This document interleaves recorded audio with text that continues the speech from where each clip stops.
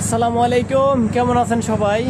আমার এখানে এখন বাজে রাত প্রায় 12টা 54 বাজে। দেখেন, আটার গাড়ি আসছে, আটা নামাচ্ছি আর কি। এখন হজের টাইম তো আমাদের এখানে রুটি চলে বেশি। সৌদি আরবের মক্কা শহরের রুটির ফ্যাক্টরি, তো রুটি চলে বেশি। এই গাড়ি থেকে রুটি আরে দূরও আটা নামাচ্ছি আর কি। দেখেন, এটা এই মেশিনটা, এই গাড়িটা আমি চালাইতেছি, এটাতে করে আমি আটা নামাইতেছি। দেখেন,